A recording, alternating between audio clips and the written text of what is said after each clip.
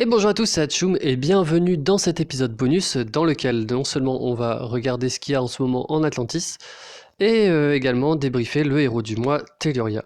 Euh, Juste avant, je vais vous montrer un petit document. Alors, c'est un document qui tourne pas mal sur les channel line, etc. Qui montre un petit peu les items, enfin les niveaux de la saison 2 à viser pour cibler certains items. En moyenne, ça marche pas trop mal. Après, de manière générale, les items c'est ultra aléatoire. Mais bon, il y a quand même quelques tendances qui se dessinent et notamment, par exemple, le 19.1 là, le 19.1 en normal pour le bois dur, ça c'est quelque chose qui se fait plutôt pas mal hein, pour préparer les événements.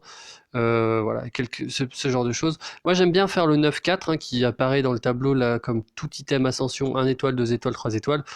Ça veut pas forcément dire grand chose, mais bon, c'est vrai que c'est un niveau dans lequel on remarque quand même qu'il y a une grosse densité d'objets loot, enfin, qu'on peut obtenir.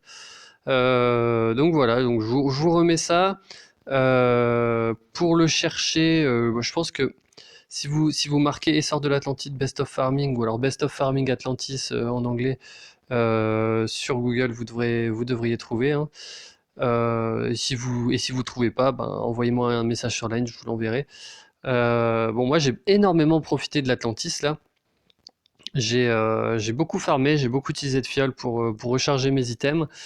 Euh, et du coup, j'ai pu accumuler pas mal de pièces Atlante. Du coup, je vais voir un petit peu. Je vais sûrement faire des invocations, faire au moins mes invocations pièces Atlante. Pas beaucoup plus, je vous expliquerai pourquoi.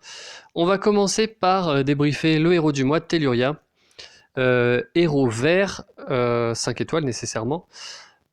Franchement, de tous les héros du jeu, je pense que Telluria doit être un de mes designs les plus que je préfère quoi. Je trouve que le héros est super classe. On voit un peu des racines, des trucs. Enfin, on voit que c'est une force de la nature quoi. Et je trouve que vraiment le design est complètement réussi. Et on a beau, enfin, je sais que par exemple les amis de l'Empire reprochent pas mal les designs des personnages à Small Giants, bah, ils sont quand même capables de faire des bonnes choses. Je dis pas que tout est bien, mais par contre, quand ils font des choses bien, ils les font pas à moitié. Donc Telluria, qui est de classe paladin, ça va avoir son importance, on va le voir après, et qui résiste contre la suppression de sbires. Alors bon, on va voir, ça va pareil assez bien avec sa CS, même si honnêtement, pour l'instant dans le jeu, il y a peu de personnes qui suppriment les sbires, donc c'est voilà, ça a l'air d'être plutôt anecdotique comme résistance. Mais bon, on va voir que ce héros a quand même d'autres atouts. Donc 613 d'attaque, c'est horrible, 832 de défense, c'est énorme, et 1425 points de vie, c'est énorme. Clairement, on a un tank, on a un héros qui est là pour durer longtemps et faire sa CS. Pas forcément et qui dispose pas forcément d'une force de frappe énorme. Donc c'est une compétence moyenne. Donc pour un tank, c'est plutôt bien, c'est plutôt intéressant. Ça fait des dégâts sur tout le monde. Alors 130% de dégâts, c'est rien du tout, mais on s'en fout clairement. Un héros qui a 613 d'attaque, on s'en fout qu'il fasse des dégâts. Euh, Ensuite, ça invoque un sbire pour tous les alliés proches, donc sur 3 personnes, avec 18% de PV et 13% d'attaque hérité du lanceur. Hérité du lanceur, ça veut dire que ces stats qui sont absolument incroyables, bon alors l'attaque, bon les sbires vont pas faire de dégâts, on s'en fout, mais par contre en termes de boost de défense, ça va être insane, ça va être incroyable. Tous les alliés récupèrent, tous les alliés, donc pas seulement ceux qui sont proches, hein, récupèrent 411 PV sur 3 tours, et tous les ennemis reçoivent moins 34% de génération de mana pour 3 tours. On a un lien élémentaire de coups critiques, comme c'était le cas pour Grimble et pour Vela aussi. Pour Vela et pour Jean-François aussi, hein, je pense. Je crois que c'était ça. Hein. Donc, très très très bon lien élémentaire. Alors bon, là on se dit, waouh, ça y est, un énorme tank vert dans le jeu, ça va changer la donne. Moi, je pense que ça va pas changer la donne. Je pense que globalement, le vert. Alors, je parle principalement quand je parle de la metagame, de l'état de la metagame, je pense surtout à la GDA. Pour la GDA, je pense pas que ce genre de héros va amener plus de tanks verts.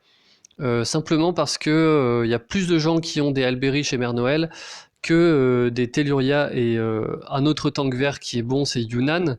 Euh, les autres tanks, honnêtement, enfin les autres verts, il y en a peu qui peuvent aller en tank, hein. Une Mère Noël en tank, c'est horrible.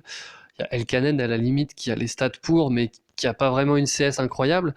Donc, euh, donc pour l'instant, pour ainsi dire, c'est un peu le seul dans ce domaine-là. Donc il va falloir que, enfin, il va falloir attendre un peu de temps avant de voir des tanks verts en GDA, je pense. Et surtout, comme je le disais, le problème c'est que les gens, ils ont Mère Noël et Alberish, et que en GDA, la résurrection est un effet qui est extrêmement important. Donc ça veut dire que le vert, on a souvent envie de le mettre en position 1, tout à gauche. Ensuite, est-ce que pour autant Telluria est un mauvais héros? Non. Telluria est un excellent héros. En défense raid, ça peut être une très très bonne option, même si la raison aussi pour laquelle le tank vert n'est pas beaucoup apprécié des joueurs, c'est que en rouge, on a une énorme force de frappe, que ce soit au niveau des 5 étoiles, avec des Aslar qui ont des plus de 800 en attaque, ou ce genre de héros, et même en 4 étoiles, en fait, y a beaucoup de héros qui ont plus de 700 d'attaque. C'est le cas de Colin, c'est le cas de Scarlet, qui sont assez faciles à avoir. C'est aussi pour ça qu'en guerre, on n'a pas trop envie de se mettre en tank vert. Donc voilà, je pense que la metagame va pas être modifiée par Telluria.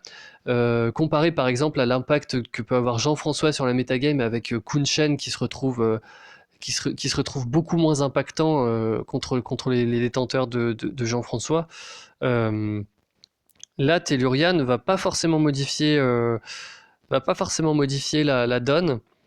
Par contre, voilà, c'est un excellent héros, et même si c'est pas forcément le meilleur tank, enfin c'est pas forcément le meilleur héros à mettre en tank pour les raisons que je viens de citer, ça reste un héros qui est fort de manière générale en défense, enfin, qu'on le mette en flank ou même à l'arrière, je pense que ça peut être pas mal. Alors j'irais préférer forcément les Kingston et autres cogneurs rapides pour des positions arrière, mais bon, en flank par exemple, je pense que ça peut être une bonne option. Euh, pour ce qui est de l'attaque, alors je sais que mon ami Legendary Mew disait que c'était pas forcément un héros prioritaire pour l'attaque. Je suis assez d'accord dans le sens où voilà, on va préférer mettre Grégorion, on va préférer mettre Liana ou des héros comme ça. Mais moi, j'avoue que j'aime bien aussi dans certaines attaques avoir des héros où je sais qu'ils vont pas mourir en deux pouvoirs en fait. Et là, on a clairement un héros qui va être capable de résister à fond en fait, qui va être capable voilà, il va pouvoir prendre deux pouvoirs de Sartana, il va lui rester encore 20% de sa vie. Surtout, et là c'est sans compter ses sbires. Ses sbires en plus, bon, qu'on peut pas lui supprimer, mais bon, encore une fois, ça, on va voir, on verra en fait le nombre de héros qui auront la capacité de tuer les sbires dans les mois à venir, mais bon, c'est assez anecdotique en vrai. Et voilà, je le rappelle, hein, la classe paladin qui va très bien avec des héros qui ont beaucoup de défense, puisqu'ils vont encore augmenter leur défense. Donc clairement, je trouve que le héros a trop de cohérence pour ne pas être utilisé, pour ne pas être monté. Ce sera forcément, il y a dans aucune vie, on va préférer, par exemple, Cadilen ou pas Cadillac, Elkaden plutôt. Cadillac est quand même vachement bien. Mais bon, je préfère Telluria à Cadillac quand même. En termes de support, Telluria est génial. Je voulais aussi parler des attaques de ruée. En attaque de ruée, Telluria, ça va être un délire. Ça va être incroyable. Diminuer la mana en attaque de ruée, ça veut dire faire gagner une tuile de chargement sur 7, ce qui est énorme. Donc, bon, je me disperse un petit peu là dans mon discours, mais Telluria a beaucoup d'arguments, hein. Voilà, enfin bon, pardon, le nom me paraît plutôt féminin, mais le héros a l'air clairement masculin, donc faut que j'essaie de me forcer à dire il. Mais bon, clairement, du coup, si on regarde par exemple les tournois raid, attaque de ruée, ça va être génial. Booster de bonus, ça va être quand même pas mal, puisqu'il y a il y a un soin sur la durée, et en plus de ça, la baisse de mana est tout à fait acceptable aussi pour le booster de bonus. Et attaque sanglante, bah, c'est typiquement un héros d'attaque sanglante, puisque il... Ah non, non, attends, pardon, je dis n'importe quoi. Non, son soin va pas être pris en compte en bataille sanglante, donc un peu moins fort en bataille sanglante. Pardon, je me suis un peu emballé. Mais, euh, mais bon, voilà, pour moi, ça reste un héros de choix. Si j'avais à l'avoir, je pense que je le montrais très clairement. Ça m'a l'air d'être vraiment une valeur sûre. Ensuite, on va aller voir un petit peu dans le portail d'Atlantis. Donc à la une, Inari, que j'ai déjà débriefé, hein, qui est pas mal quand même. Hein. C'est vrai que ça, je le répète tout le temps, mais je suis pas ultra fan des gros facteurs RNG dans les jeux, comme voilà, la 56% là, d'esquive des compétences spéciales. Je trouve que c'est pas forcément. Enfin, après 56%, vous allez me dire, c'est au-dessus de la moyenne, c'est quand même. C'est loin d'être négligeable. Je sais que je connais beaucoup dans mes abonnés et mon entourage globalement sur le jeu de personnes qui ont Inari et qui s'en servent tout le temps, qui adorent le héros. Donc je peux pas en fait. Voilà, je pense que le héros reste intéressant. C'est un style de jeu particulier, mais c'est un style de jeu qui peut fonctionner. Encore un héros d'ailleurs qui a des capacités de donner des sbires. Hein. Surtout que celui-ci donne 30% de l'attaque du lanceur. Donc 8% des PV, c'est pas énorme, hein, si on compare par exemple au sbire de Telluria. Mais 30% de l'attaque du lanceur, c'est beaucoup pour un sbire. Donc c'est des sbires qui font plus mal que la moyenne, j'ai envie de dire. Après, bon, voilà, les sbires, ça reste... en termes de dégâts, ça reste du petit poke, enfin des petits dégâts par-ci par-là, c'est de l'affaiblissement à long terme, mais bon, ça reste quand même... Enfin, je pense que ça va commencer à prendre plus d'importance dans le jeu, ce genre de choses, c'est pour ça que je m'attarde un peu dessus. En tout cas, en termes de héros jaune, Inari, c'est clairement un héros fort, un héros enfin, pas indispensable, assez anecdotique, mais fort. Donc clairement, pareil, hein, si je l'avais, je pense que bah, j'ai plus les matériaux, je, mais je pense que ça pourrait être une possibilité d'évolution. Ensuite, Aéron. Alors Aéron, je crois que je ne l'ai pas encore débriefé dans mes vidéos, parce que c'est un vieux héros du mois. Aéron, à une époque, moi je me rappelle quand j'ai commencé le jeu, j'avais peur d'Aéron en fait. De le rencontrer en défense, c'était énervant. Il pouvait immuniser une partie de son équipe contre des nouveaux effets. C'était quelque chose qui était très rare à cette époque-là. Et je trouve que maintenant, voilà, Aéron, ça a un peu vieilli. Alors, il y a eu une période, en fait, on va dire, avant l'arrivée des tournois raids où Aéron était devenu vraiment très très faible. Là, maintenant, je trouve avec les tournois raids, il est un petit peu meilleur. Mais, euh, mais bon, ça reste un héros quand même assez costaud. On va regarder un peu plus en détail. C'est un moyen qui, un peu à la manière de Telluria, soigne les alliés sur plusieurs tours. Donc immunise lui-même et ses deux voisins contre les effets, donc à placer en général en flanc, hein, si on parle en défense, et puis même quand on attaque, il faut faire gaffe à son positionnement. Et sur ces trois personnes aussi, il fait un petit effet Rigard, il retire les effets. Ensuite, on a un lien élémentaire assez classique, 5% d'attaque, 5% de défense. Honnêtement, je trouve que c'est pas, voilà, c'est un lien élémentaire assez faible comparé aux liens élémentaires qu'on peut avoir aujourd'hui. Euh, donc voilà. Je vais mettre juste la vidéo en pause. Là, j'ai un petit souci. Voilà, c'est bon, on est reparti. Désolé. Donc voilà. Pour conclure sur Aéron, un héros qui est quand même sympathique. Quand je parlais des tournois raids, je pense que Aéron prend tout son sens en booster de bonus. En attaque de ruée, il peut aussi être intéressant, surtout à utiliser en attaque, je dirais. En défense, disons que ses stats sont un peu équilibrés, ça veut dire qu'on peut en faire à peu près ce qu'on veut avec les emblèmes moines. Les emblèmes moines lui vont bien, puisque lui-même va être ne va pas récupérer, par exemple, pardon, il peut se, il peut esquiver certains effets négatifs qui pourraient lui empêcher d'utiliser sa CS ou ce genre de choses. Donc c'est assez fort d'être moine quand on est un support.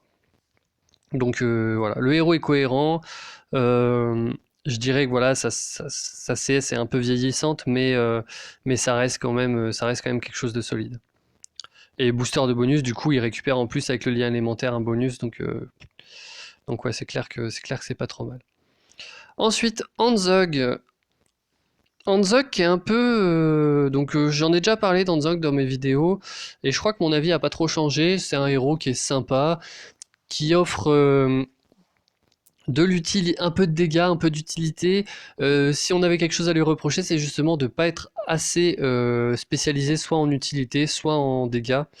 Euh, il résiste... euh, il résiste par exemple à Telluria, euh, aux effets négatifs de mana, de génération de mana, hein, attention.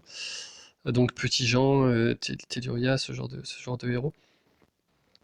Euh, c'est un magicien, mais bon, sur une 6, sur une 16 qui touche tout le monde, ça peut être intéressant d'être magicien.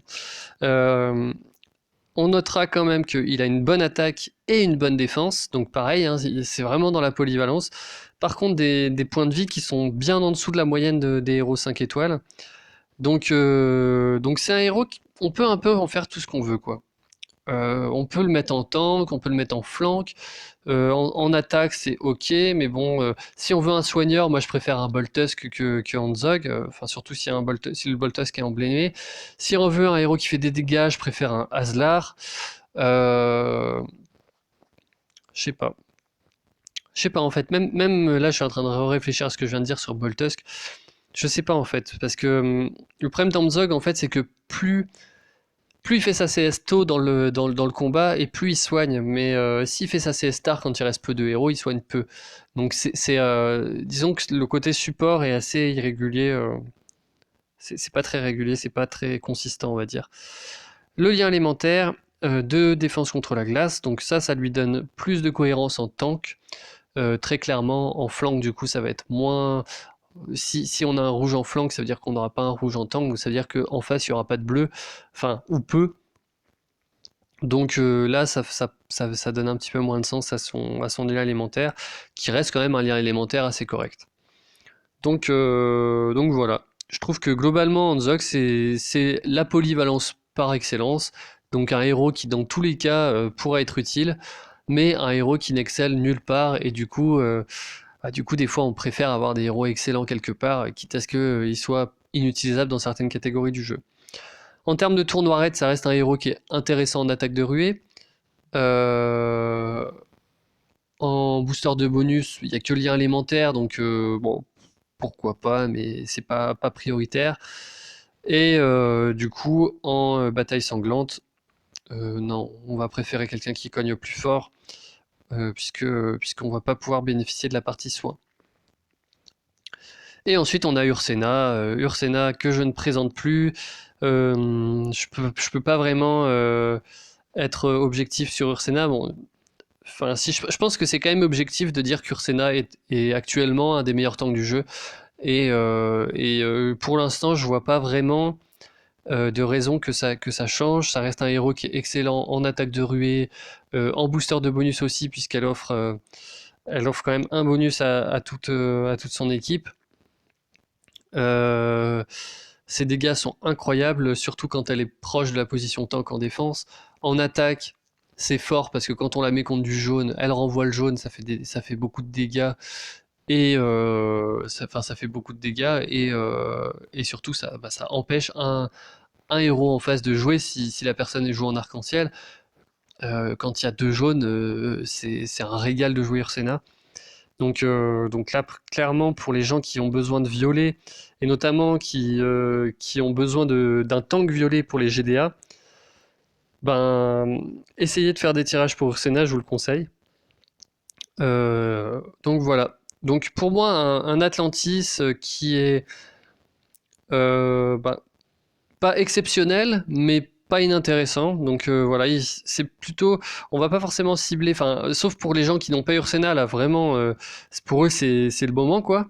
Mais, euh, mais sinon, je trouve que c'est des héros qui sont intéressants sans plus, quoi.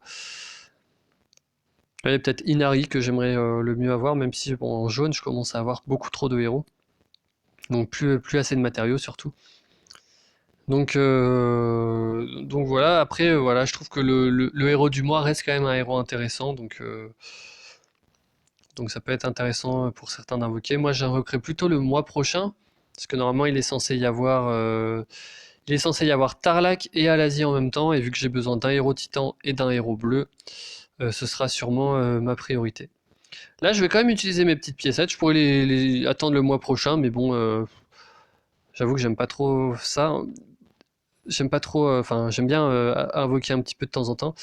Euh, Simplement un commentaire là, apparemment à partir de la prochaine mise à jour, donc qui aura lieu aux alentours du 20, il me semble, du 20 mars, euh, on n'obtiendra plus de pièces atlantes dans les butins. Ce sera des pièces, alors des je sais pas quoi de Valhalla. Je vais regarder dans mes objets. C'est dans quoi déjà? Ah, c'est là. Ouais, des pièces de Valhalla, ok. Ce sera des pièces de Valhalla maintenant en fait dans les récompenses. Donc, euh, donc très clairement, bah, ouais, c'est vrai que je suis pas très économe, donc là je vais faire deux invocations parce que j'aime bien aussi faire jouer un petit peu la chance. Mais pour les gens qui sont surtout pour les free-to-play, essayez vraiment de garder vos pièces pour les invocations qui payent. Donc pour celles qui vous apporteraient le plus de plus-value. Donc si par exemple ces héros vous intéressent pas trop, bah ne tentez pas maintenant. Allez, une petite invocation.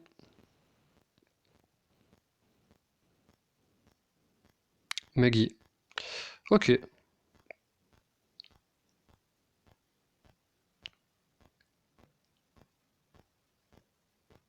Et Namag. Ah, pas de tirage supplémentaire.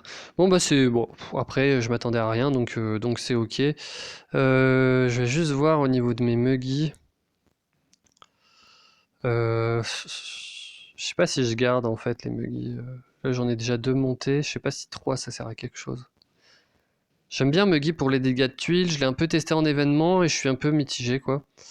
Namag, j'en ai 4, donc ça peut me faire une team full Namag si je prends celui-là. Après, honnêtement, ouais, non, j'en ai déjà un autre qui attend, donc je pense que je pense que ça va faire de la bonne nourriture pour mes héros.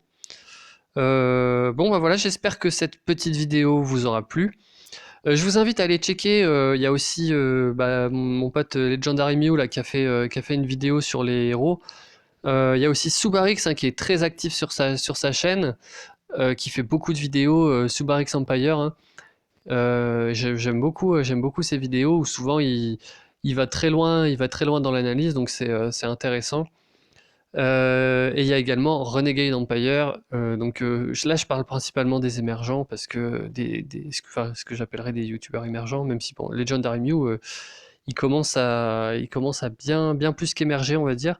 Donc bravo déjà à toi, Mew, bah, pour ta chaîne qui fait que grossir, pour ton alliance aussi qui fait que grossir.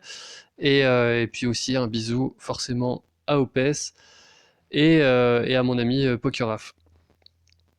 Voilà, bah, j'espère que j'ai oublié personne parce que maintenant on commence à être de plus en plus nombreux. Ça fait vraiment des choses à regarder pour vous et ça c'est que du bonheur. Allez, ciao!